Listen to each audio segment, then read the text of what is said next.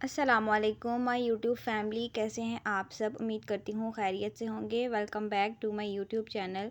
آج میں آپ کے ساتھ ایک دفعہ دوبارہ سے حاضر ہوں۔ آج میں آپ کے ساتھ شیئر کروں گی کہ آپ جو ہے ویجیٹیبلز کے ساتھ کس طرح سے ایزی طریقے کے ساتھ جو ہے وہ سنیکس بنا سکتے ہیں، اور اس کو آپ کس طرح سے فریز کر سکتے ہیں، اور لنچ باکس کے آئیڈیاز بھی آپ کو ساتھ ساتھ دوں گی۔ سب سے پہلے جو ہے آپ نے یہاں پہ خوبصورت سا باؤل لے لینا ہے۔ اس کے اندر جو ہے وہ آپ نے 1 کپ کے قریب میدا شامل کر لینا ہے۔ میدا شامل کرنے کے بعد تھوڑا سا آپ نے اس میں آئل شامل کر لینا ہے، تاکہ آپ میدے کو تھوڑا سا اچھی طرح سے مکس کر لیں، تاکہ میدا گوندنے میں آپ کو کوئی بھی پریشانی نہ ہو۔ اس کے بعد آپ نے 1/2 کپ دودھ لے لینا ہے، ٹھیک ہے۔ دودھ کو آپ نے اس کے اندر مکس کر لینا ہے، ٹھیک ہے، اور آپ نے سارے میدے کو اچھی طرح سے اکٹھا کر لینا ہے ایک جگہ۔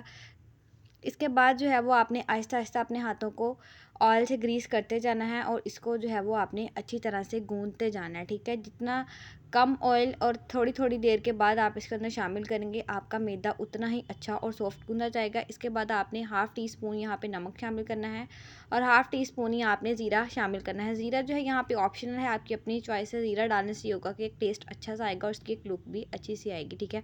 آپ نے جو ہے وہ اس کو اچھی طرح سے گوندھ لینا ہے۔ گوندنے کے بعد آپ نے جو ہے اس کو گریس کر کے رکھ دینا ہے۔ تقریباً آدھے گھنٹے کے لیے آپ نے اس کو رکھ دینا ہے، تاکہ جو ہے یہ اچھے سے سٹور ہو جائے۔ اس کے بعد جو ہے آپ نے ایک کڑھائی لے لینی ہے۔ کڑھائی کے اندر آپ نے آئل شامل کر لینا ہے۔ اس کے بعد آپ نے کش کی ہوئی سبزیاں شامل کر لینی ہیں، ٹھیک ہے۔ یہاں پہ میں نے گاجر، شملہ مرچ اور ساتھ میں بند گوبھی شامل کیا ہے۔ یہاں پہ میں نے 1 چکن کیوب بھی شامل کیا ہے، ٹھیک ہے۔ اس کے بعد تھوڑا سا پانی ڈال لیا ہے، تاکہ جو ہے یہ اچھی طرح سے ہماری سبزیاں جو ہیں وہ مکس ہو جائیں، تاکہ اچھی طرح سے ہم ان کی بنائی کر سکیں، ٹھیک ہے۔ اس کے بعد آپ نے یہاں پہ اسپائسز شامل کرنے ہیں۔ 1/2 ٹی اسپون میں نے نمک شامل کیا ہے، 1/2 ٹی اسپون گرم مسالہ پاؤڈر شامل کیا ہے، 1/2 ٹی اسپون میں نے یہاں پہ ہلدی پاؤڈر شامل کیا ہے، اور 1/2 ٹی اسپون ہی میں نے یہاں پہ چلی فلیکس کے شامل کیے ہیں۔ اس کے بعد آپ نے اس کو اچھی طرح سے مکس کر لینا ہے۔ مکس کرنے کے بعد آپ نے تھوڑا سا پانی شامل کر لینا ہے، تاکہ اچھی طرح سے مکس ہو جائے۔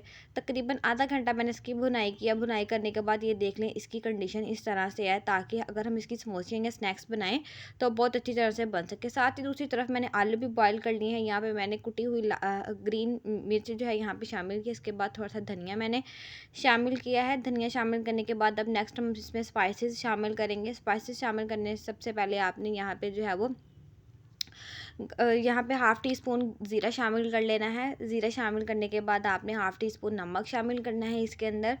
اس کے بعد جو ہے وہ 1/2 ٹی اسپون آپ نے جو ہے ہلدی پاؤڈر شامل کرنا ہے۔ ہلدی پاؤڈر شامل کرنے کے بعد آپ نے نیکسٹ انگریڈینٹ جو ہے وہ ہمارا 1/2 ٹی اسپون آپ نے اس کے اندر جو ہے 1/2 ٹی اسپون آپ نے چلی فلیکس اس کے اندر شامل کر دینی ہے۔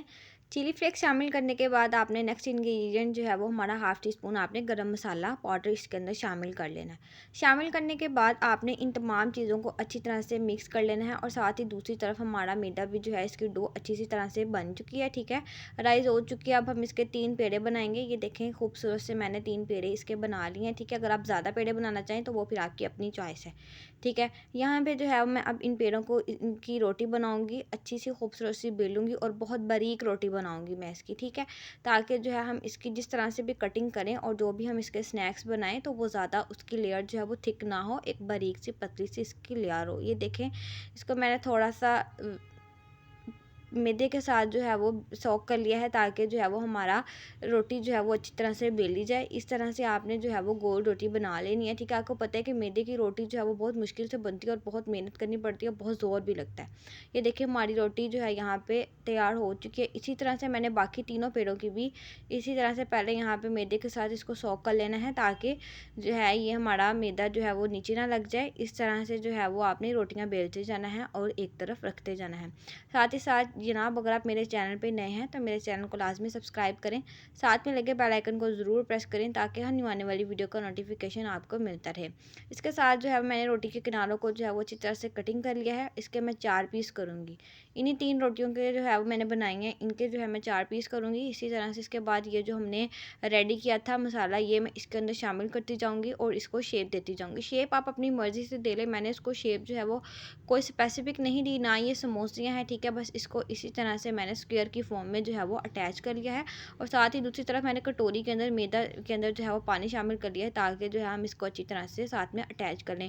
کچھ لوگ جو ہے یہاں پہ मैदे की जगह ऑयल का भी यूज़ करते हैं। आप ऑयल की बजाय मैदा यूज़ करेंगे तो आपकी समोसियाँ जिस भी शक्ल के आपके स्नैक्स होंगे वो बिल्कुल भी आपके ख़राब नहीं होंगे। इस तरह से जो है वो आपने इसको शेप दे लेनी है। शेप आप अपनी चॉइस की भी दे सकते हैं।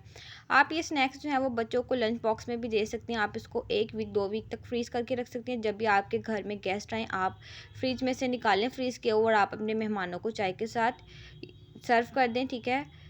इसके साथ जो है वो दूसरा जो हमने आलू का पेस्ट बनाया था, इसके जो है वो हम ड्रम स्टिक्स की जो है ना इसको शेप्स देंगे, ठीक है। इसके अंदर हम स्टिक्स को शामिल करेंगे। ये देखिए आपके सामने जो है वो इस तरह से मैं इसको शेप दूंगी।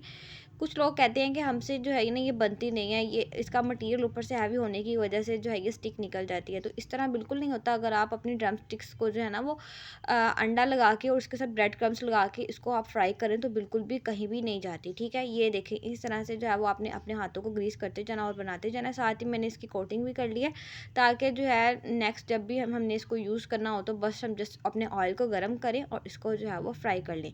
इस तरह से जो है वो आपने तमाम मतलब अपने जो भी आपने स्क्वायर फॉर्म में बनाए हैं या फिर जिस भी शेप की आपने ड्रम स्टिक्स बनाई हैं या फिर आलू के स्नैक्स बनाए हैं, आलू के कबाब बनाए हैं, तो आप जो है इसको इसी तरह से कोटिंग करते जाएं। कोटिंग करके जो है वो आप इसको फ्रीज़ कर सकते हैं। इस तरह से जो है वो मैंने सारे जो है वो आप लोगों के सामने शेयर किए हैं। कुछ मैंने बाद में कोटिंग कर ली थी, कुछ मैंने आपके सामने की। ये देखिए चंद देखी मैंने आपके सामने कोटिंग कर ली है। ये बहुत बजट फ्री रेसिपी है, ठीक है। उम्मीद करती हूँ कि आपकी मेरी आज की रेसिपी बहुत अच्छी लगी होगी।